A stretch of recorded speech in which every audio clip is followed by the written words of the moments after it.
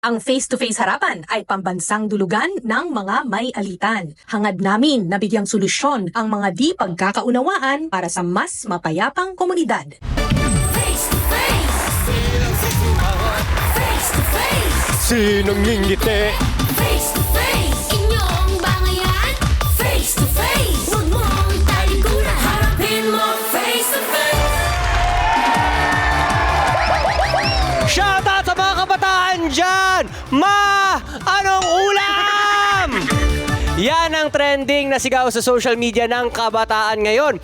Pero dito, may mama kaming ang hinahain, lagi ay solusyon. Kaya naman, Team Pula, mag-ready na!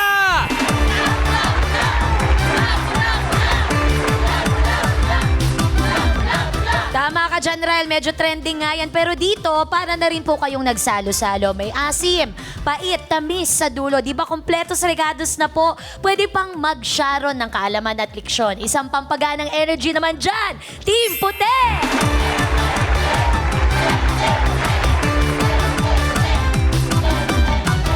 Magandang hapon, ako po si Tuesday Vargas. At ako naman si Ryle Santiago. Lasapin na natin ang mainit na usapan dito lang sa Face to Face Harapan!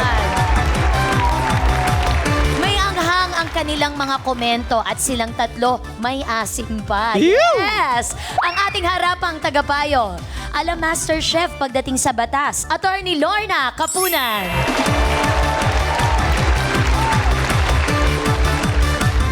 Mapapasok ka sa kanyang diretsahang payo. Ang ating spiritual advisor, Brother June Banaag. At malapang himagas ang kanyang advice on mental health. Narito rin po, Dr. Camille Garcia.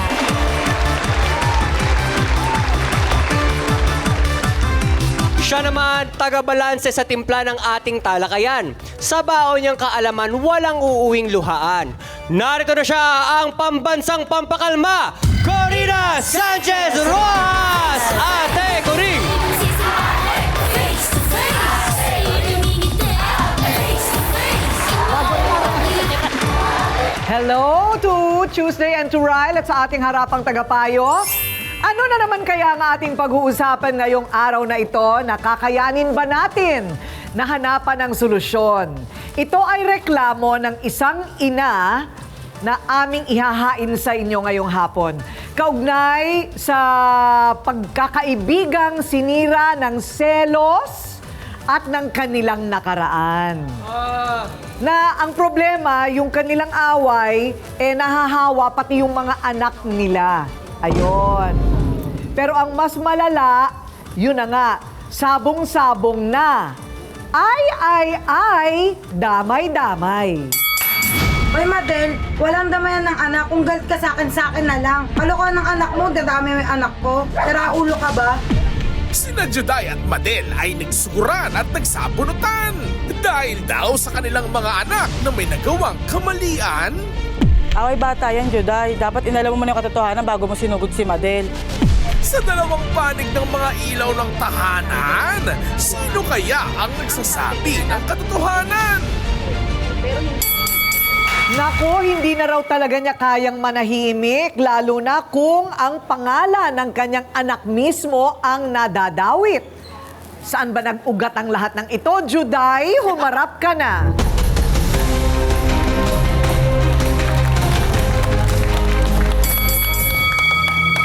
Hoy, bata pa ni Juday. Ilang taon na yung anak mo? 9 po. 9. Ayun. 9 years old na pala si Lucho, kaya ano. Ibang Juday ba yun? Sorry. Ibang Juday yun. Okay, Juday, ano ba ang problema? Ito po kasi si Madel, pinipilit niya yung idama yung anak ko. Kahit wala naman yung anak ko sa pinangyarihan. Pinangyarihan ng alin? Nung pagnanakaw ng anak niya sa supermarket. Ayon, shoplifting. Apo, yun po yun. Shoplifting, ano? Okay, so, pinagdududahan niya o talagang Pinipilit niya po. na nag-shoplifting Kasalin, opo. ang Kumbaga, anak mo? inutusan daw ng anak ko yung anak niya na magnakaw. Samantalang anak niya lang po yung nahuli doon.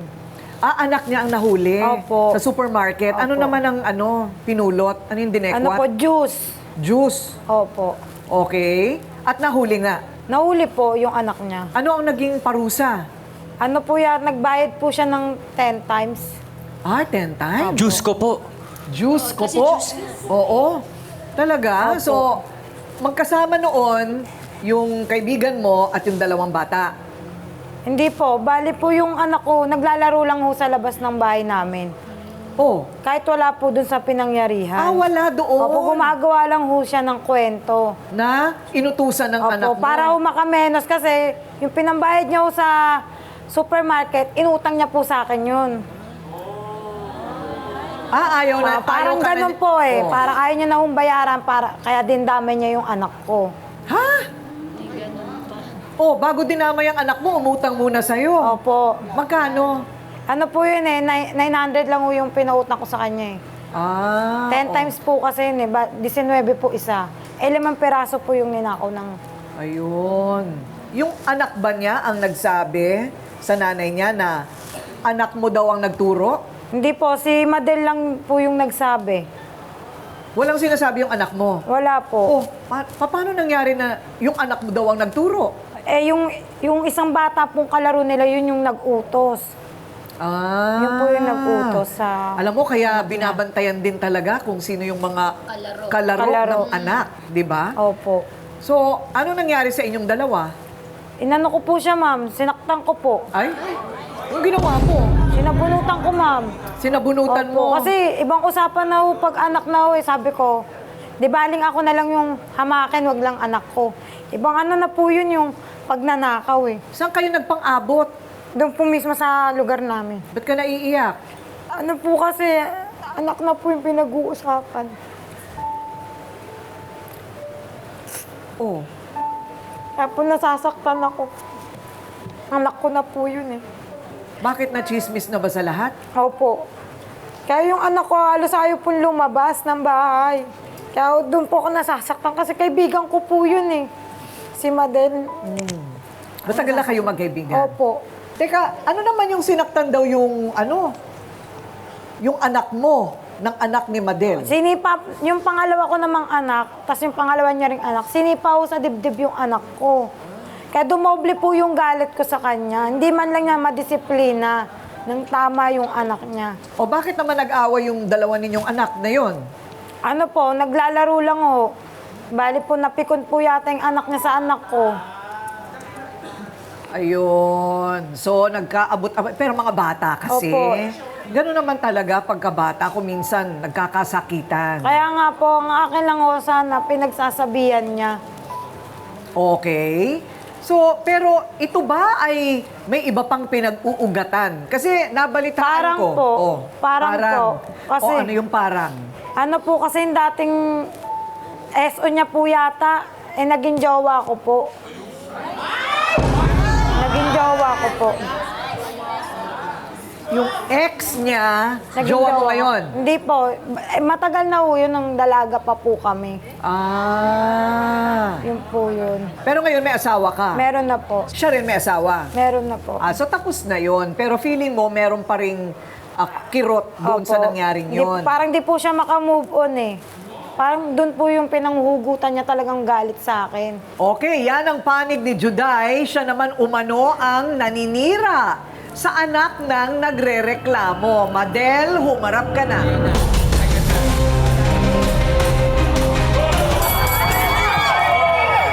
Ako, teka muna, sandali lang. Ayan. Magkaibigan kayo dati. Paano nangyaring? Ayan, naghahablutan na naman kayo ng buhok? Hindi po totoo yung... Opo, pinagkalat ko po na sama yung anak niya. Dahil pinagkakalat niya rin po na umudumiran po talaga ako sa kanya ng pera para makalabas sa barangay yung anak ko. Pero Bayad ka. Chinismis mo, pinagkalat mo pa. Si ba nanay ka, di ba? Nanay din ako. Parehas tayo nung naramdaman. Siyempre, kung ano naramdaman ko, ibabalik ko Bakit sa'yo. kailangan mong chismis yung anak ko? Nauna ka. Hindi, ikaw. Nauna ka. Ikaw, Madel, ikaw. Wag Okay, ako. sino ang nauna talaga? Kumbaga, sino ang unang nagpaputok ng baril? Ayun. Siya. Sino ang unang Siya po, ma'am. Siya po. nanira sa dalawang magkaibigan na nahawa pati ang kanilang mga anak? Ayan, sasagutin niya ng diretsahan sa pagbabalik ng Face to Face Harap. Face to face. Sinong sisimang harapin mo face to face? Okay, sa dalawang magkaibigan, sino ang nauna sa pagchichismis? Ayun. Sinichismis niya po yung anak ko eh. Sabi Oo. ko nga, kahit ako na lang yung i-chismis niya, wag lang ho yung anak ko, ibang usapan ho yung... Pero gaano katagal na kayo magkaibigan? Bata pa ho kami, ma'am eh. Ah, bata pa. O, so ngayon lang nangyari yan. Opo. Ngayon lang nangyari, kahit na sabihin mong yung ex mo, naging jowa niya. Kaya nga po eh. Matagal na panahon na po yun. Matagal Kaya na nga ba panahon parang na di ka pa yun. nakaka-move on, May Ti? asawa na tayo Oo, parehas. Kaya nga, bakit parang di ka pa nakaka-move on? So, Ti? so itinatanggi mo na may kinalaman yon dito sa Opo. usapan ngayon. Opo. Ayun, okay. O, maniwala ka na siguro walang kinalaman yun doon. Ihiwalay na lang natin yung usapan ng yung ex mo na naging jowa niya na bata pa kayo noon. Ngayon, may sarili na kayong asawa, right? Opo. Okay, so, balik tayo sa mga anak, ha? Paano naman, anong nangyari sa anak mo? Pag biglang kumuha, alam mo, ito ay hindi panguhusga, ha? Pag bata ka talaga, medyo ano ka, yung alam mo yung ganon, yung manunubok ka talaga. Di ba? Kung hanggang sa makuhuli ka ba, di ba? So, itong pagpulot, pag-shoplifting ng anak mo, hindi yan sapat na dahilan para husgahan yung bata. Minor de edad pa, hindi pa tama yung kaisipan. Kumuha ng juice. Ganito po kasi yun, may 3 po siyang kasamang kalaro. Ngayon, inutusan po siya nung isang kalaro na pumasok po doon kasi nagugutom daw po. Ngayon, pag hindi daw po siya sumunod, bubugbugin siya. Bubugbugin siya nung kalaro Nung niya. kalaro po niya. Kaya po niya na, pumasok na lang po siya. Ngayon, nahuli po siya nung guard. Hindi po siya nakatakbo. Eh ako po kasi kasi ako lang po yung nagtatrabaho sa amin. Kaya madalas walang nagbabantay sa mga anak ko. Ayun, so hindi nababantayan. Opo. So ilan na anak mo? 3 po. 3. Ano mga edad? 10, 9, and 6. 10, 9, and 6? Sa po ako, Hong Kong Fried Noodles. Ah, okay. Parang taga-silbi. Hindi po, ako po yung nagluluto. Ah, ikaw ang nagluluto. Okay. O, estable naman yon, di ba? Opo. O, mahirap naman yung walang nagbabantay sa anak. Okay, so, ang sabi ng anak mo, nautusan siya. Opo. Okay, kasi so, nakakuha ng 5, nahuli. Kaya na barangay. Opo. Okay. So, ngayon, nangutang ka kay Juday Opo, ng nangutang pangtubos sa kanya. doon sa... Ngayon, nung pagsundo ko sa anak ko, kumakaalat na po yung... Sabi ko sa kanya, Dang, hiram ako sa'yo ng pera kasi tutubusin ko yun ako sa barangay. Pero sa ating dalawa na lang. Pagbalik ko po, kumalat na yung chismis. Ah, kumalat na yung chismis na... Na yung anak ni Madel nahuli doon kasi nagnakaw doon sa may... Bakit kailangan mo idama yung anak ko, Ti? Oh. Nauna Diba? kasi, masakit din kasi sa akin. Pero hindi ako yung nagkalat. Di ba? Sinong May nagkalat? nagtawag, di ba, na barangay? Oh. Di ba? Pero hindi ako yung nagkalat. Oh, bakit mo naman naisip na siya yung nagkalat? Siya lang po kasi yung alam kong kasama ko noon eh. Oh, pero na barangay nga. O di syempre, baka lumabas na rin yun sa ibang paraan. May mga 3 bata rin po doon nag-aabang sa supermarket sa anak niya, ma'am. Oh. Yung pala yung batang yun pala yung mga nagturo sa anak niya. Okay. O saan mo naman nakuha yung anak niya ang nagturo? Wala naman siya doon. Ginawa ko lang po yun. Ah, ginawa mo lang talaga. So at least umamin naman siya. O umaamin ka naman na, hindi tama yun. Opo. Kasi syempre may reputasyon din yung anak niya at saka siya, anak na ang pinag-uusapan, no? Opo. Pero hindi ito pangusga sa anak mo. Doc Camille, itong tungkol sa pangungupit or shoplifting, ganyan. Minsan yung mga nanay natin, kukunin natin yung wallet, kukuha tayong 2 piso. Yung mga bata, hindi ba? Ganun talaga. Is this to be expected? Ginawa ko yun, ate ko rin. Oh, ginawa ko rin eh. Ako rin, ginawa ko rin yun sa nanay ko eh. Kumuha ako ng 2 piso sa Kaya alam kong 2 piso eh. Kumuha ko ng 2 piso. Okay, expected yun dahil kasi unang-una, talagang napakalaki ng peer pressure at saka yung influence din ng yung mga kung minsan classmate, kung minsan yung mga kalaro, sige nga, subukan mo nga yun, yung mga tipong ganon. However, tatandaan din natin, Ate Corinne, kasi pag bata ka, yung prefrontal cortex natin, yan yung talagang nagsasabi ng decision making natin at saka yung impulse control. Hindi pa ganon ka-develop. So, ang tendency, pag sinabihan ka ng ibang mga tao, lalo na yung mga kaklase mo or kaibigan mo, napapasunod ka. Kasi hindi pa ganun fully develop ang prefrontal cortex ng brain natin. Ayun. Okay. Uy, importante malaman yun. Kailan na-develop yun? Adolescence? Pag teenager? Hanggang 15 to 18 po, nag-i-start po talaga. Kasi nagde-develop pa yun. Lalo pa sinabi niya 10 years old or 9 years old, talaga nag-uumpisa pa lang po mag-develop ang brain natin nun. Ayun. Okay. So, eto na, lumabas na yung totoo na talagang wala namang kinalaman pala ang anak mo doon sa pangyayari. Opo, ma'am. So, ngayon, sinisisi mo pa rin ba siya na nasa bunutan ka? Opo, kasi nakikinig siya sa hipag niya Sinisira Sinisira kaming dalawa So merong sulsulan. Opo. Ano naman yung sulsulan na yon? Na marami daw akong sinasabi tungkol sa kanya, sinisiraan ko daw po siya. Mga ganun po. Totoo naman Okay. Nakikinig ka sa kanya, hindi mo totoo, muna Madel. inalam, sugod ka ng sugod. Hindi mo muna inalam kung sinabi ko ba yun, kung may ebidensya ba siya na pinakita. Hindi mo ako kinakausap, di ba? Ano pa, ako pa yung magpe-please sa'yo? Oo nga, hindi ba pwedeng idaan sa pag-uusap yan? Kayo ba ay nag-usap ng mahinahon na, Juday? Hindi po diba? kami nagpansinan.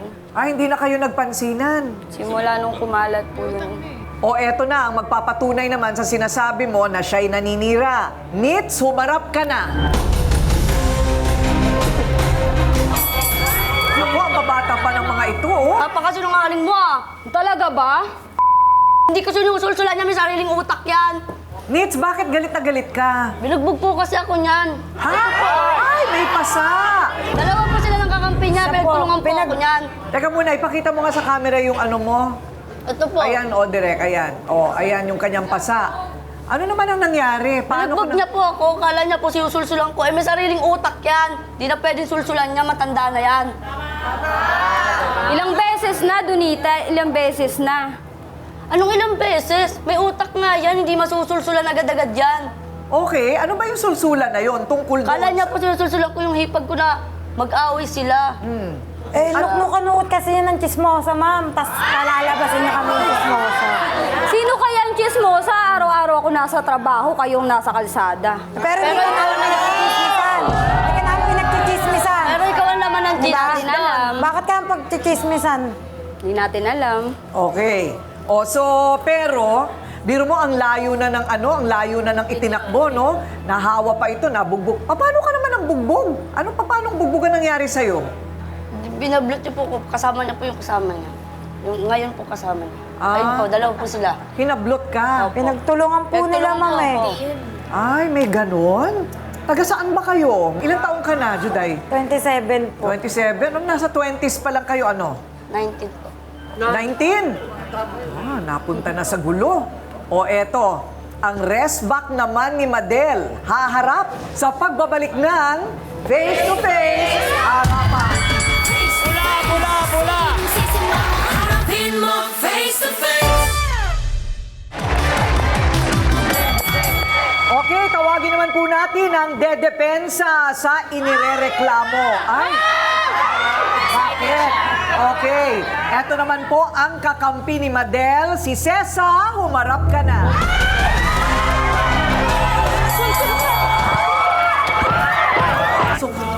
Pahiram ng suklay. Kasi nagkasabunutan na naman sila dito. Pinagtutulungan niyo, ha? Si Cesa naman, magagalit si Baselio. Umalis na.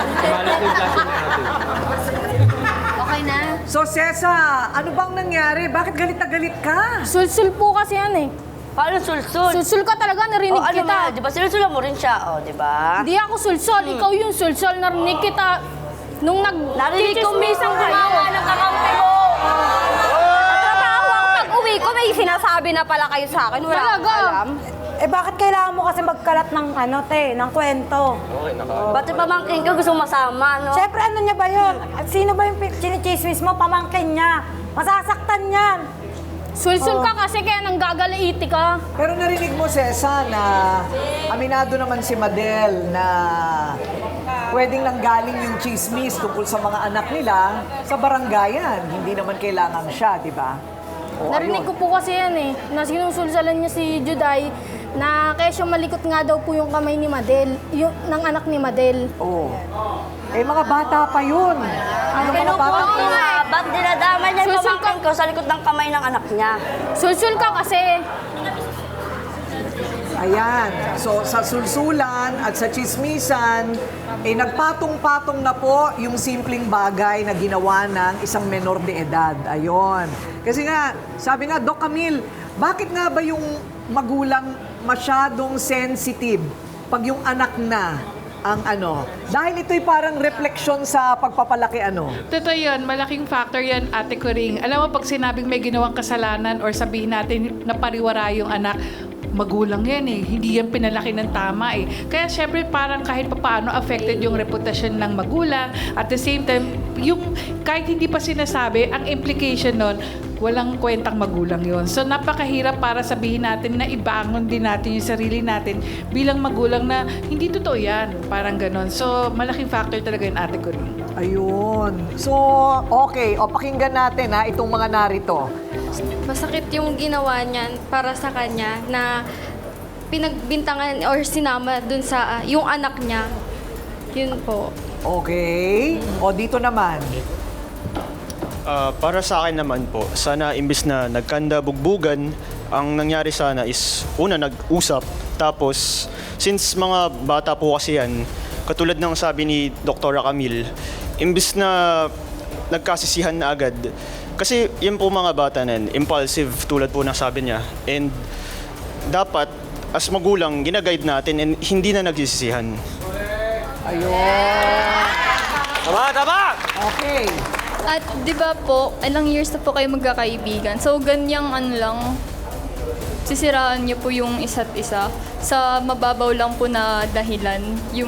Tapos yung mga bata rin po naman, kailangan niyo pong, syempre, sabi nga po, alagaan kasi nga kayo po yung nagtatayo nilang magulang. So kayo po yung nag-shape ng kung ano po yung characteristics nila. So kapag ganun po siya, dapat turuan po natin na pwede po natin pagsabihan na wag sumunod sa iba't ibang mga tao, ganun. Yung mga strangers, ganyan. And wag na uulitan kung alam nilang mali naman yun. Kung totoo man na kung ano yung puno, yun ang bunga, edi ano na lang, back to zero tayo. Gumawa na lang tayo ng tama. Kaya lang, ang nangyayari, biro nyo kung napapanood kayo ng inyong mga anak na nagsasabunutan. Di ba? Kayo rin ang ituturo ng mga anak ninyo. Tinan mo naman itong nanay namin, oh. Hindi ba? Yung isang mali, hindi pwedeng itama ng isa pang mali. Palagay ko lang, una, pwede kayong, alam mo yung ginawa nyo ngayon dito, no? Yung nagsasabunutan kayong ganyan. Kung sino man yung nasaktan, pwede maghabla, pwede kayo makulong. Talaga. Yung pisikalan, no-no yan sa batas. Lalo na meron na tayong mga edad. Nasa tamang pag-iisip na dapat kayo. O, yun. Hindi naman po yung mga anak namin, hindi naman iba yung turingan namin doon sa mga bata. Parang anak na rin naman namin parehas. Ang isa't isa. Oo, ganun talaga. Ate, di ba pinalagpas ko na yun, di ba? Tungkol sa mga ex, di ba? Pinalagpas ko na. Pero yung idadamay pa yung anak, masakit na yun bilang magulang. O tulad mo, nasaktan ka na nakalat, di ba? Ako din ganun. Nasaktan din ako. Magulang ako eh. Ako na lang yung lait-laitin mo. Wag So lang hindi yung ako anak magulang, ko. hindi rin ako pwedeng masaktan. O kapwa sila magulang, kapwa sila nasaktan. Pero kung iintindihin lamang natin ang sikolohiya ng bata, hindi na dapat umabot. Pinahiram pa nga kita, di ba? O kung ibang turing ko sa anak mo, dati kita pinahiram, pantubos dun sa anak mo. Di ba? Sa akin nga nang galing, ma'am, yung pambayad dun na 900 Oo. So, hindi na dapat siguro nagkapunit-punit ang kanilang relasyon kung hindi na pinaabot sa parang walang hanggan na nagalit. Okay, mapagtatagpi pa ba natin ang magkaibigang ito? Kasi sigurado yung mga anak ninyo, nakalimutan na yan. Ha? Ang mga anak ninyo, okay na. Kayong mga nakatatanda, kayong hindi pa okay, malalaman natin ang sagot sa pagbabalik ng Face to Face Harapan. Face to face, sinong sisimango? Harapin mo face to face. O sige nga, kumusta na yung mga anak ninyo ngayon? Nananahimik na sa bahay. Yung pamangkin ko po ba, ayaw pa rin po lumabas. Ayaw pa rin lumabas? Yung pamangkin mo? Kailangan po yung Parang natulungan magpapasok na po po siya, siya, ma'am. Minahatid sundo ko po siya. Ah, ganun. Opo. Bakit? Natatakot? Opo, kasi may mga mabarkada po kasi yung anak niyan eh. Oo. Mabarkada po. O, so natatakot siya na baka pagkaisahan siya. Opo, kasi parang silang may mga ganggang, mga ganun. Lalaki yun sa'yo? Opo, Lalaki din yun sa'yo? Opo. Oo. So, pero yung anak mo pa, pinagsasabihan mo naman. Opo, na pag alam na yung oras ng uwi niya, nandun ako sabay, uuwi na po yun. Hindi, ibig ko sabihin na huwag pag-initan yung anak Opo. niya. Oo. O, baka kailangan, ano bang kailangan gawin? Teka muna, Doc Camille, ano bang kailangan gawin dito para yung anak niya? O sige, dito na tayo sa dito na tayo sa ating mga tagapayo. Okay, unang-una no, pag nagkaroon ng ganitong klaseng sabihin na natin sitwasyon, lalo na dun sa anak mo, sana na-debrief ka agad kasi sinasabi natin na yan talaga makakaranas ng possibility ng trauma, Ate Coring. So, since nagkaroon ng emotional distress, siguro dapat may counseling din na involved dahil kasi sabi mo hindi lumalabas. Dahil yung mga ganitong pagkakataon, pwedeng maging withdrawn or yung palaging lumalayo siya sa tao. Or kaya naman palagi yung takot na yon mag-evolve na sabihin na natin maging phobia. So sana as early as now, dahil kasi 9 years old, Opo, ma'am. punta kayo sa amin. Walang problema. May mga interns pa ako na pwedeng tumulong na talagang regular yung sessions hanggang sa ganon maging maayos siya. Dahil kasi ako naaawa ako sa mga batang involved sa ganyan na hindi naman totoo. Tapos naapektuhan. Ito yung mga possibility na childhood post-traumatic stress disorder na nakakalungkot kasi baka makalakihan niya and then eventually magiging mental health issue to. Ayun. Madel, yung anak mo, kung napupunta siya sa masamang impluensya ng ibang mga bata na hindi rin alam ang ginagawa nila, kailangan patibayin mo ang sikolohiya ng anak mo. Papuntahin mo kay Doc Camille para hindi siya mapariwara. Habang bata pa. Kasi pag yan napunta sa droga, naku, baka wala ng pagbabalik yan sa normal. Hindi ba? Attorney Kapunan, di ba may karapatan din ang mga menor de edad? Ganyan.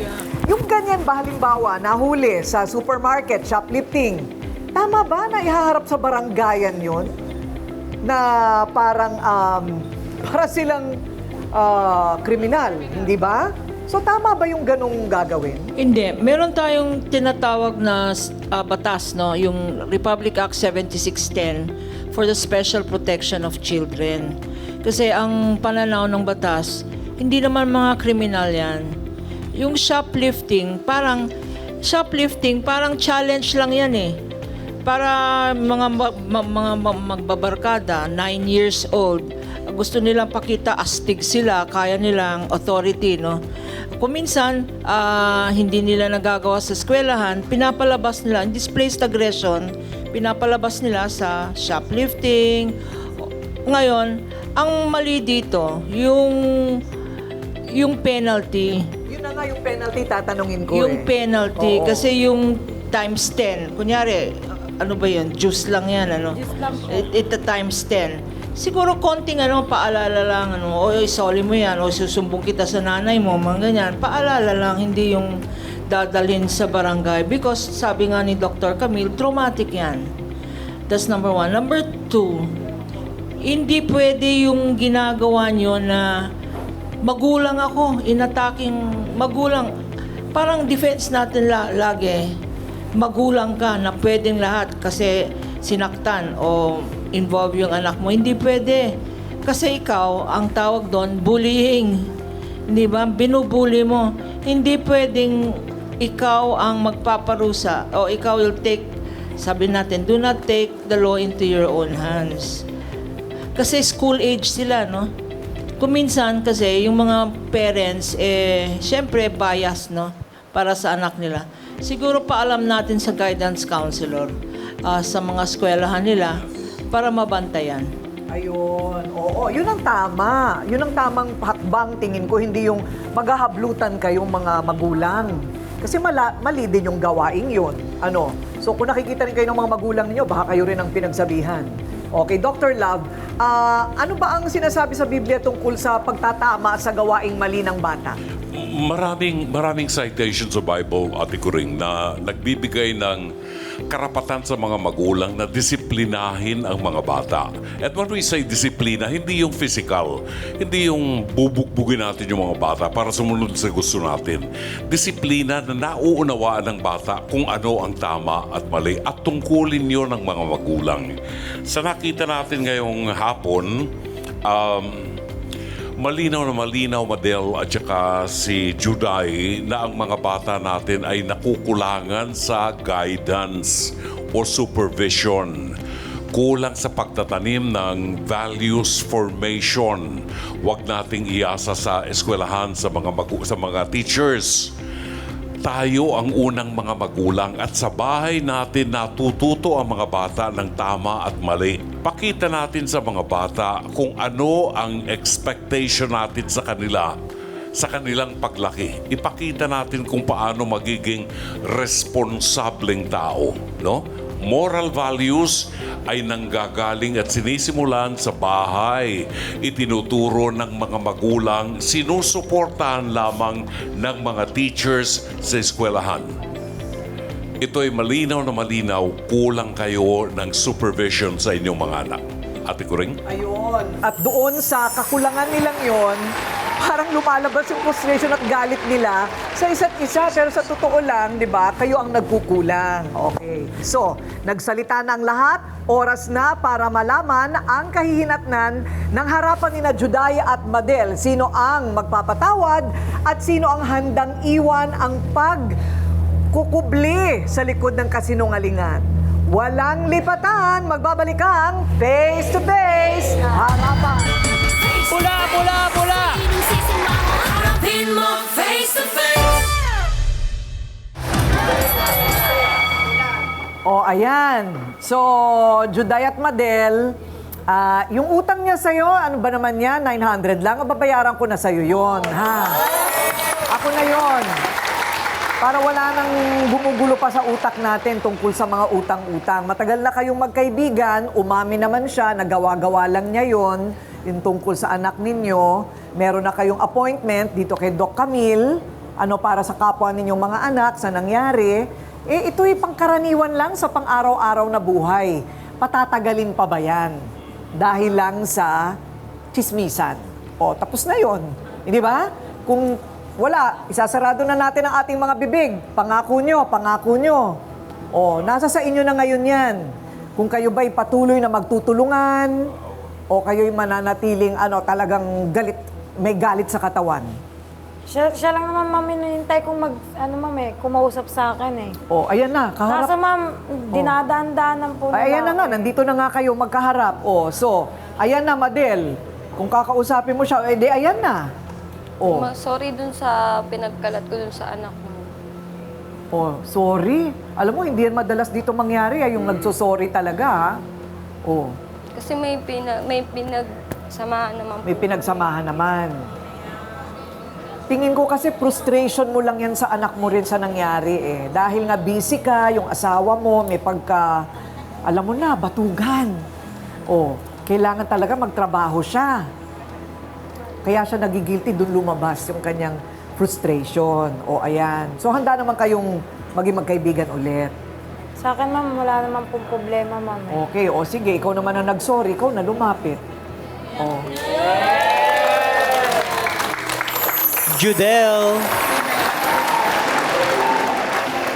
O, okay na, Juday. Nag-sorry na. Biro mo, sa telebisyon, nag-sorry sa'yo.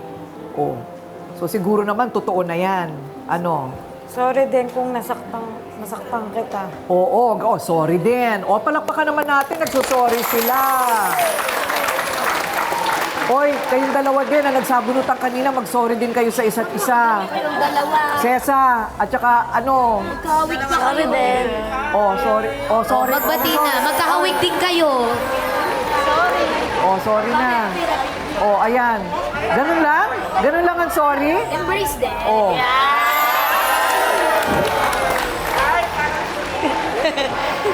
Nakakatawa kayo. Ngayon mukha kayong mga anghel pag nakangiti.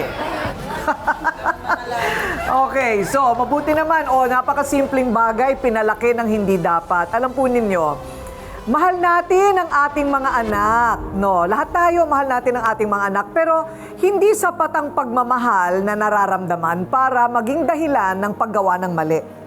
No? Kahit sabihin pang galing yan sa pagmamahal ko sa anak ko, kaya magnanakaw ako, kaya papatay ako ng tao, kaya ako'y gagawa ng krimen. Hindi yun sapat. Ano po? Yung paggawa ng mali.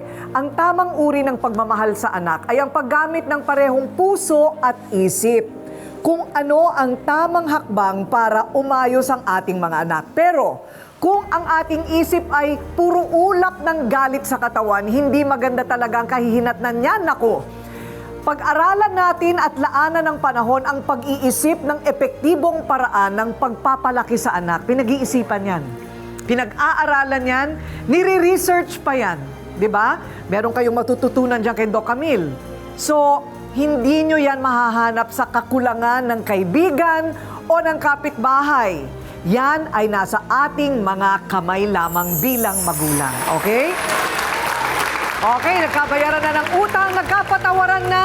Ako po ang inyong Ate Kuring nagsasabing may cake ang harapin ang mga issue dahil walang hindi nadadaan sa pag-uusap. Basta dapat may mukha kang ihaharap. Dito sa Face to Face Harapan. Face to face. Face to face. Face to face. Face to face. Face to face, harapan tayo. Face to face, problema'y solusyonan. Tayo na ating pag-usapan. Face to face, tama na Bas po. daw ng mainit na kape ang kanyang kumukulong dugo.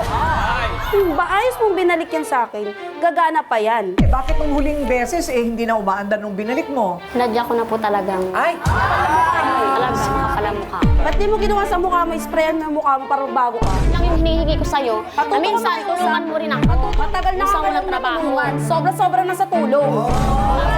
Anong klaseng Isa-isayin ko tulong? pa ba? Alam mo sa sarili mo na hindi ka magaling. Ba't mo sasabihin na ikaw yung sasama ko?